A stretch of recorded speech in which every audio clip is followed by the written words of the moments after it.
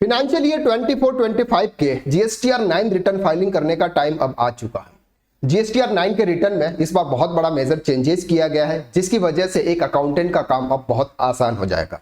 वो कौन सा चेंजेस है वो आज हम इस वीडियो के अंदर डिटेल में कवर करते हैं। जीएसटीआर 9 एक एनुअल रिटर्न्स होता है जो हम अप्रैल से लेकर मार्च तक के बीच में जीएसटीआर 1, जीएसटीआर 3B और जीएसटीआर 2B के अंदर जो भी डिटेल्स होती है उसका पूरा समराइज डेटा आपके जीएसटीआर 9 के अंदर आता है। जीएसटीआर 1 से आपका सेल्स का डेटा आता है जिसको हमें मैच करने की प्रॉपर जरूरत नहीं होती है, क्योंकि जो हम जीएसटीआर 1, जीएसटीआर 3B के अंदर होता है वो ऑटो पॉपुलेटर आपके जीएसटीआर 9 में आ जाता है। लेकिन बात आती है सर इनपुट टैक्स क्रेडिट की। अब इनपुट टैक्स क्रेडिट को हमें प्रॉपर तरीके से रिकंसाइल करना होता है और इस बार जो चेंजेस आया है वो आपके इनपुट टैक्स क्रेडिट को लेकर है।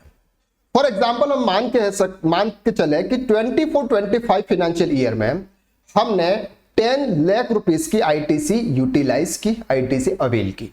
इसमें से कुछ आईटीसी आपकी 23-24 फाइनेंशियल ईयर की थी और कुछ आईटीसी आपकी 24-25 फाइनेंशियल ईयर की थी। अब वो डेटा आपके जीएसटीआर 2B से मैच करता है कि आपने जीएसटीआर 3B के अंदर जो भी आईटीसी ली थी क्या वो आईटीसी आपके जीएसटीआर 2B के अंदर है। अब यहां पर आपके फॉर एग्जांपल 24-25 के अंदर आपने 7 लाख की आईटीसी ली है और यहां पर आपने 3 लाख रुपीस की आईटीसी ली है।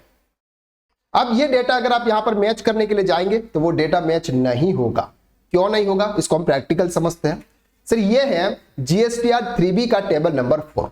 जीएसटीआर 3B के अंदर टेबल नंबर 4A में यहां पर हम जो भी डिटेल्स पुट करते हैं ये जाती है हमारे जीएसटीआर 9 के टेबल नंबर 6 में, जहां पर हम बात करते हैं ITC avail during the financial year. यानी कि फाइनेंशियल ईयर 24-25 में हमने कितनी आईटीसी अवेल की, उसमें 23-24 और 24-25 दोनों की आईटीसी यहां पर कवर होती है। अब टेबल नंबर 6A में डेटा कहां से आता है सर? टेबल नंबर 4A जो कि अभी हमने देखा जीएसटीआर 3B से। Input tax credit avail through from GSTR 3B और आप फिर 6B में डालते हैं सर इसका इनपुट गुड्स जहां भी था, कैपिटल गुड्स और इनपुट सर्विस, इसको आप डिस्ट्रीब्यूट करते हैं। अब सर यहां पर जो आपने जीएसटीआर 3B के अंदर जो आईटीसी ली है वो आईटीसी आपके 23-24 और 24-25 फाइनेंशियल ईयर की है। अब बात करते हैं कि सर इसको रिकंसाइल किया जाता है आपके जीएसटीआर 2B से जो कि टेबल नंबर 8 में बात करता है। टेबल नंबर 8 के अंदर जो डेटा आता है वो आता है सर आपके जीएसटीआर 2B से। यानी कि ये जो जीएसटीआर 2B है ये है सर फाइनेंशियल ईयर 24-25 का। फाइनेंशियल ईयर 24-25 के जितने भी हमने परचेस किए होंगे वो आपके जीएसटीआर 2B में जाता है और यहां पर सर आपके जीएसटीआर 2B का डेटा आता है। और पार्ट बी के अंदर जो डेटा आता है वो आता है सर आपके 6B 6H का मतलब होता है कि यहां पे ये वाला जो डेटा आता है। तो ये डेटा तो सर हमारे 23-24 का है और 24-25 दोनों फाइनेंशियल ईयर का है, लेकिन यहां पर जो डेटा है वो तो 24-25 का, तो फिर सर डेटा मैच कैसे होगा? तो इसकी वजह से क्या आता है, डिफरेंसेस आते हैं। और डिफरेंसेस के अंदर यहाँ पर टेबल नंबर 6 के अंदर कहीं पर भी कोई इस तरह से कोई अलग से कॉलम नहीं है कि आपको ये दिखा सके कि 23-24 का डेटा और 24-25 का डेटा कैसे होगा। तो इस बार मेजर चेंजेस किसमें किया गया है ध्यान से समझना। टेबल नंबर 6 में 6A 1 नंबर का एक और कॉलम यहां पर वो इंसर्ट कर रहे हैं और जिसमें ये क्या बताएंगे कि सर फाइनेंशियल ईयर 23-24 का जो डेटा होगा वो आपके इस कॉलम में कॉलम में आ जाएगा। क्लियर है? तो यहां पर अब जो आपका डेटा आएगा ये ओनली फॉर 24-25 का डेटा आएगा। 23-24 का डेटा अलग से कॉलम में शिफ्ट हो जाएगा और 24-25 का डेटा आपके इस वाले कॉलम में आ जाएगा 6B में। अब यहां पर अगर आप देखेंगे तो 6B के अंदर ये डेटा वही डेटा आएगा जो 24-25 के फाइनेंशियल ईयर का आईटीसी आपने जीएसटीआर 3B में यूटिलाइज किया है।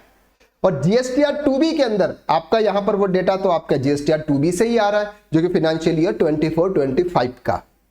तो यहां पर क्या हो जाएगा, अब ये दोनों डेटा मैच हो जाएगा। अब सर बात करते हैं कि अगर मैंने फाइनेंशियल ईयर 24-25 के अंदर मेरा आईटीसी आ रहा है फॉर एग्जांपल 7 लाख रुपीस, लेकिन मैंने यूटिलाइज किया फॉर एग्जांपल 3 लाख रुपीस, तो 4 लाख का आईटीसी क्या होगा, आप नेक्स्ट ईयर कैरी फॉरवर्ड करोगे तो यहां पर एक कॉलम आता है कि इस साल का आईटीसी था वो आपने नेक्स्ट ईयर कैरी फॉरवर्ड किया है। तो आई होप कि इस वीडियो के माध्यम से आपको ये क्लियर हो गया कि आखिर में जीएसटीआर 9 के अंदर वो डेटा कहां से आता है। तो जीएसटीआर 9 के अंदर एक डेटा आता है आपके जीएसटीआर 2B से और एक डेटा आता है आपके जीएसटीआर 3B से। जीएसटीआर 3B के अंदर जो डेटा होता है वो आपके फाइनेंशियल ईयर 23-24 और 24-25 दोनों साल के आईटीसी का होता है, और जीएसटीआर 2B से जो डेटा आता है वो ओनली फॉर 24-25 का डेटा आपको यहां पे आता है। तो इस बार यहां पर ये एक और कॉलम इंसर्ट करने वाले हैं, तो जो 23-24 की जो भी आईटीसी होगी वो आईटीसी आपको सेपरेट यहां पर शो करनी होगी। तो इससे आपका यहां पर आपको रिकंसिलेशन नहीं करना पड़ेगा।